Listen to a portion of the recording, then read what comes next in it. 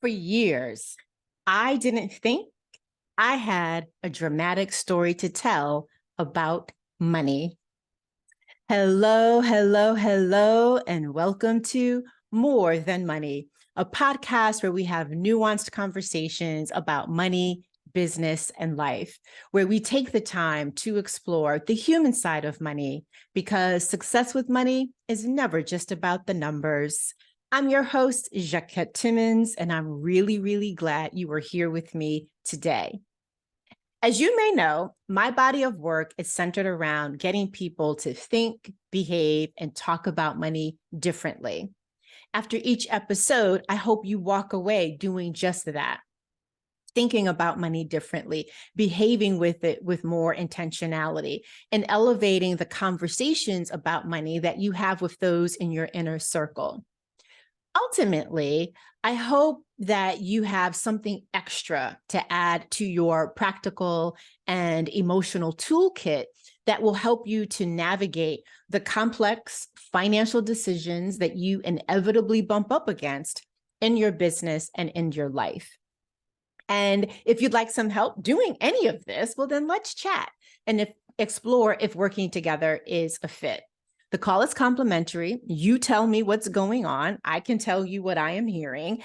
And if we decide that working together makes sense, well, then we can talk about what those next steps are. I take on 3 one-to-one coaching clients each month. So send me a DM on Instagram, say discovery call, and then we will, send you the link to schedule a time for us to chat and we'll take it from there. But now on to today's show. When you look at the personal finance community, there are 2 stories that sell and scale. My personal finance topic wasn't one of them. I wasn't a self-made millionaire telling others how to do the same, nor was I the person teaching people how to get out of debt. These are considered the sexy, scalable topics. My message was around your relationship with money and the significance of your choices. In other words, not so sexy and scalable. My mission was, and it still is, as you can tell from our podcast episodes, but my mission was to get people to think, behave, and talk about money differently. And by differently, I mean challenging the traditional approach to money that focuses solely on the numbers as if that is the only measure that contributes to your financial success, and instead championing a new approach that integrates the psychology and the emotions of money with the math of money, especially for smart, driven, curious high earners who sometimes become financially distracted and anxious about their financial roles, responsibilities, and choices, particularly if they are first generation on any level. Well, back in the late 90s and early aughts, this definitely wasn't considered sexy. And today, it is only slightly so. Yet from the very beginning, even before I had the words that I do today to adequately describe my work, this has been my message and my focus. And that matters because for years, I didn't think I had a dramatic story to tell about money. Then I started working with Mike Ganino and Claude DeVita of the Mic Drop Method, and I started working with them on up-leveling my presentations. Excuse me. And you may recall me talking about them in episode 155. Well, surprise, surprise. Lo and behold, I discovered I really do have a dramatic story. I had unfortunately muted it. Some of it was due to not recognizing the pieces of my story that actually made it dramatic. Some of this was due to how the speaking industry is designed, and to some extent, the coaching industry too. And some of this was due to my industry. It is personal and business finances, as well as the industries in which most of my speaking and coaching clients operate. law, finance, leadership, marketing, medicine, beauty, the arts. And the signal that I got from a variety of sources was very clear. You must be financially perfect in order to provide guidance to others about their money. In fact, someone once told me to my face that they wouldn't work with me because I didn't own my apartment. Yes, this statement stunned me, but it also stung.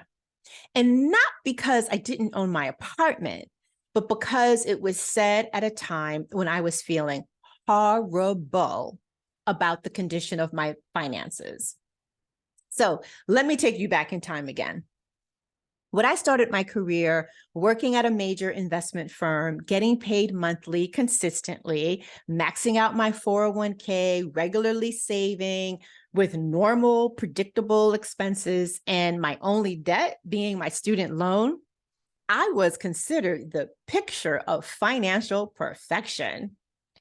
And then I became an entrepreneur. And after a few years, my financial picture changed, but not for the better. And I was no longer the picture of financial perfection. Therefore, when the person who made the apartment comment, beyond their spoken words, what I heard was that the value of my expertise, my perspective, my experience, my years in the industry, my gifts and my track record, that the value of all of that was diminished. So my confidence took a little bit of a hit too. That conversation shaped what I felt in the moment, and to some extent, some of my feelings that I even have today. It also shaped the subsequent choices that I made that I'm still experiencing the ripple effects of. But that wasn't the only one. So did other conversations from the past. And I now describe the series of conversations as turning point conversations. And as you might imagine, there have been quite a few, given that I started my career in financial services in 1996. I started my career in financial services in 1986. I started my business in 1995. I had my first speaking engagement in 1996 and my first coaching client in 2001. So a lot of time has gone by, right? 1986, 1995, 1996, 2001. Well, another conversation that serves as a turning point for me was with one of the first coaches with whom I worked, and his name is Mark Monchek. And he asked me a very piercing question. Why are you trying to force this? He was referring to my effort to grow my investment management business, which was, floundering a little bit at the time. So he's like, why are you trying to force this to happen when it was my financial education practice that was thriving with little effort? Now, with his question, he was debunking a myth that I had subscribed to, hook, line, and sinker. And that's the myth of the delusion of hard work. Let's say that. And here's what I mean. I loved and still do speaking. I love creating amazing and non-conventional live experiences around money, meaning they weren't boring. And I loved traveling the country to do so. Back then, I didn't initially take what I did in this realm seriously because it was, quote unquote, easy for me. And let's be honest, my ego was wrapped up in this as well, because I was digging being able to say, I'm a money manager. And it was a big deal for me because we are thinking about the mid 90s. And I was one of a few Black women to start an investment firm. And when I say, investment firm, I'm like, I was registered with the SEC kind of investment firm. So I was one of a few Black women to do that. So to me, it was a pretty big deal. Now, side note, I did stop managing money in 2011. But anyway, my ego was all wrapped up into it. This is all leading up to a question that I have for you. And that is, what in your business and or life are you trying to force? Where are you not paying attention to the signals that are right in front of you, but you can't see them so clearly that say maybe you should go to the right instead of to the left, or maybe to the left instead of to the right, and you're trying to force this particular direction? While you noodle on that, let me share with you another turning point conversation that I had that was a bit more sobering. So it was about 15 years after the stock market crash of 1987. And as you may know, this is what shaped and sparked my interest in behavioral finance and behavioral economics. So it's 15 years after the crash of 1987 and about 8 years after starting my own firm. I am in my CPA's office. It's tax season. And he looked at me and he stopped me in my tracks as he said, "When are you going to stop mortgaging your life?" Whew. That was my deer in the headlights moment. That was the air being let out of the balloon moment because I did not have an answer. It was when I had to confront my reality and admit, gosh darn it, my CPA was right. My business wasn't doing well financially. I wasn't doing well financially. And if I didn't get the message before, it became quite clear then that I needed to make some changes to my business and how I ran it. That was also when I realized that I had lost sight of prioritizing the health of my personal finances. Because my family, my mother taught me to save and to not carry consumer debt. Yet to keep my business going, there I was dipping into my savings, selling investments, and gasp, oh, the horror, borrowing money. This was not the picture of financial perfection at all.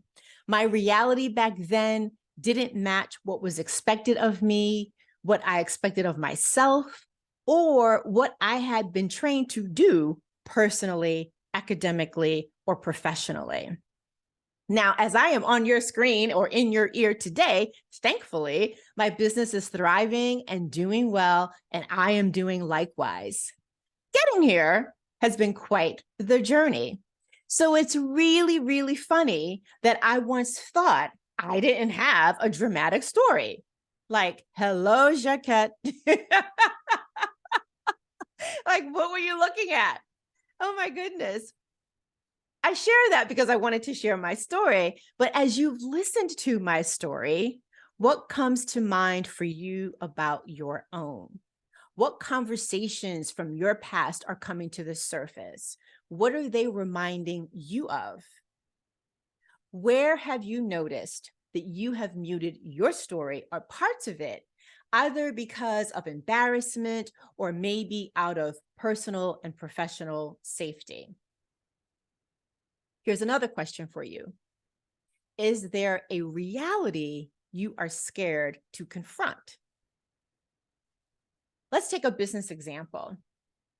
Are you ignoring the signs that indicate you need to fire a team member, or maybe hire one, or maybe delegate more to those that you already have?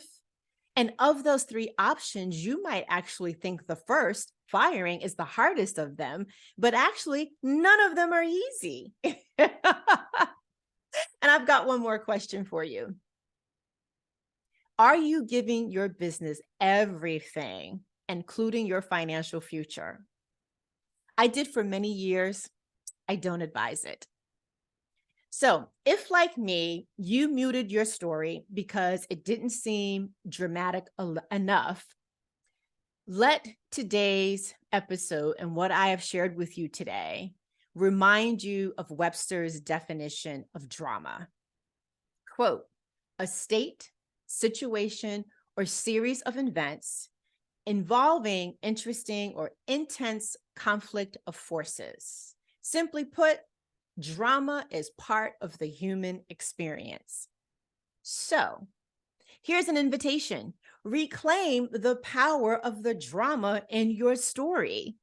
This is what I'm in the process of doing. This is precisely why I am in your ear or on your screen with the message from today's episode. And yes, it does feel both scary and amazing, but that too is a part of life. So I hope you will join me in recapturing the power of the drama that's in your story. Well, that is it for today, folks. As always, thank you for listening all the way until the end or watching all the way to the end if you are on YouTube. And before you hop, if today's episode sparked an aha or reflection, I'd love to hear more. So please send me a DM on Instagram. If you'd like to explore working with me in my private business and financial coaching practice, send me a DM on Instagram. And yeah, once more, thank you for listening all the way into the end. If you'd like to show appreciation for this podcast or this particular episode, please share it so that we can reach more people. And if you happen to be listening on Apple Podcasts, please take a moment to leave a rating and a review. We do read them. And if you are on YouTube, please comment below. If you'd like to buy me a coffee, here's how you can do that. buymeacoffee.com/Jaquette. buymeacoffee.com/Jaquette. I'll be back with another episode, and I hope you will too. Until then, remember, it's about more than money.